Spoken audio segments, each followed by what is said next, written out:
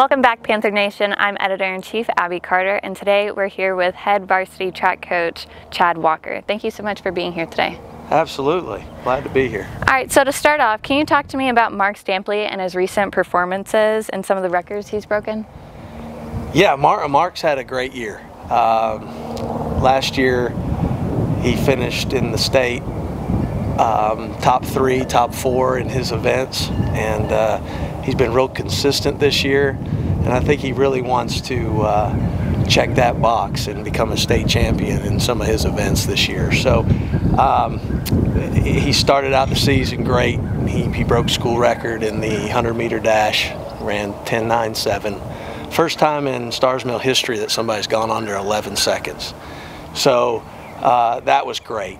And then he went to Westlake and jumped 24 feet 2 inches in the long jump, and the previous record was 22.10, and that was I think back in 2001.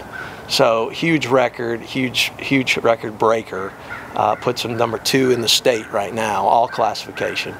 And then he comes back and senior night, which was fitting, runs the 200 in 22.09 and broke that record. Jeffrey Green was, I think, broke that or had that record in 2010. So a previous was 22.5. So good for him. I mean, he's doing some great things. He's been real consistent this year. We're looking for him to continue to lead our team through the region, sectionals, and state this year. So we hope that he could check that box at the end. Honestly, it's really just the way we practice and how hard we practice and compete that it just makes the meets and other events easier. And then also spending time in the weight room, that really helps me become stronger and more explosive that I can apply it on the track. But who are some of the underdogs who have been doing some great things out in that track? Yeah, so, you know, the first person that comes to mind is Nikita Jones. And he's been really working hard this year. He runs the 400 meters, and he's another outstanding runner.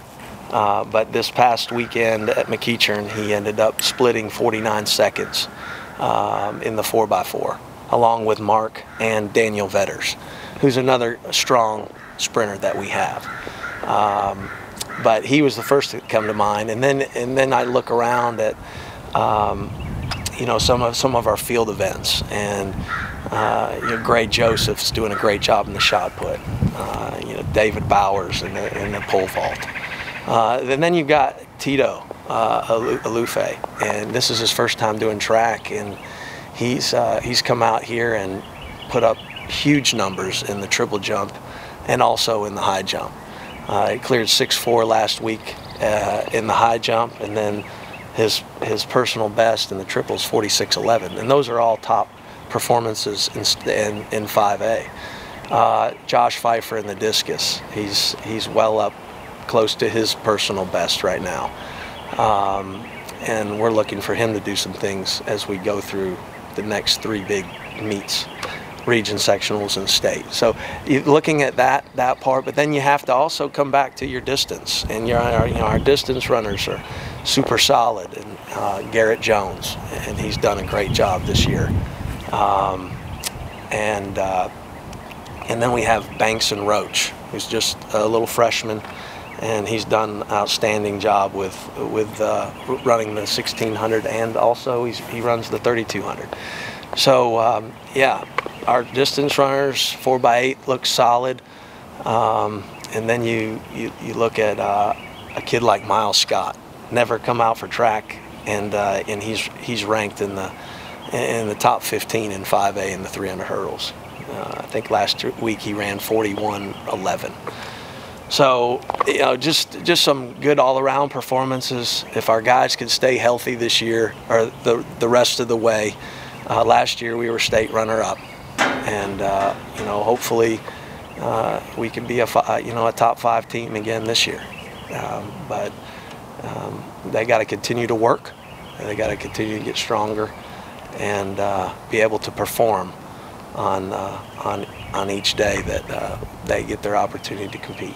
So yeah, Definitely. I know the guys have been doing a lot of great things this season. Who are some of the girls that have really kind of stepped out this year, who are coming up and leaving? Yeah, it's a great question.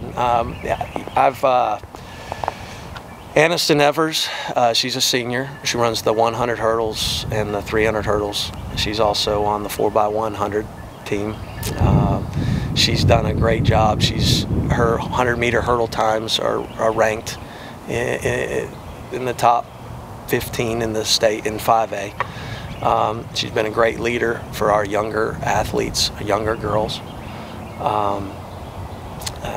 You know, when you look at the girls team in general, you've got a lot of ninth graders that are doing some big things. We've got probably 5 or 6 ninth grade girls that are, you know, competing at a high level on the varsity team.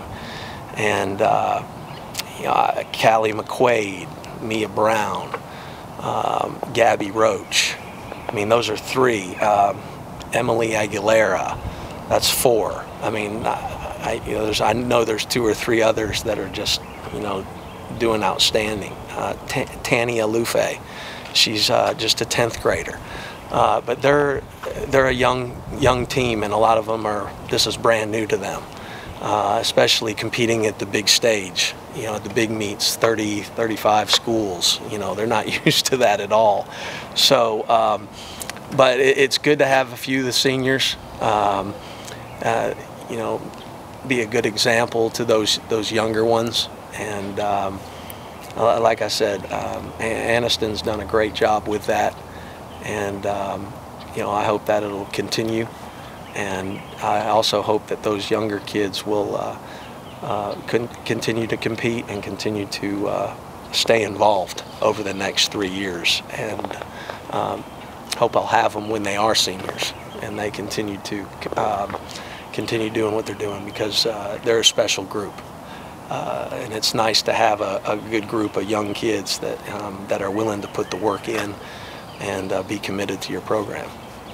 So that's where we're at with the girls.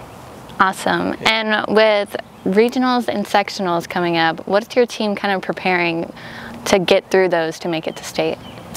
Yeah, so again, we call this the Big 3. And we have a team of 135, 40 kids, and after senior night we cut that down to about 50 with boys and girls, and those are the ones that made the region team.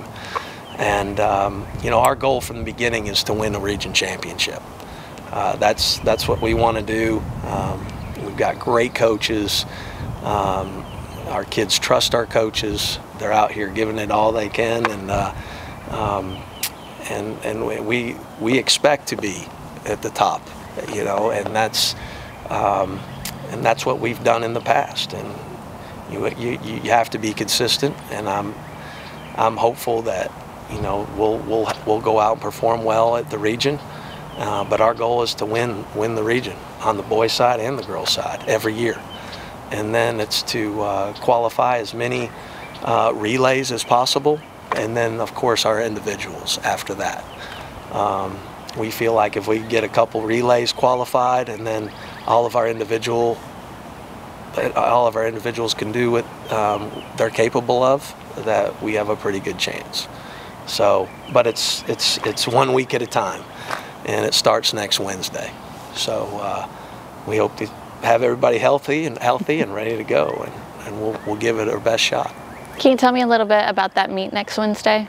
Yeah, so it's here at Starrs Mill, and there'll be 7 schools, 7 our region schools, and it starts at 9:30 in the morning with the 1600, and then there's a session of field events from 10 o'clock to 12 o'clock, and then the second session of field events is from 12 o'clock to 2 o'clock, and then we roll right into the running at 2:30 and finish up about 7:30 that night. So it's an all-day event. Kids are going to be, you know, some kids will still be in school, and then they'll come out later to run in the afternoon, and, you know, some kids will be competing in the morning. So it's a huge day. The top 4 in each event advance to sectionals, and then from sectionals they take the top 8 and they advance to the state meet, which is the second week in May. Wow. Yep. Thank you so much for coming out and talking to us today. Absolutely. For more track updates, visit www.theprowlernews.org. Night Lights video from the Friday before spring break, and check our Instagram and Twitter at SMHS Prowler.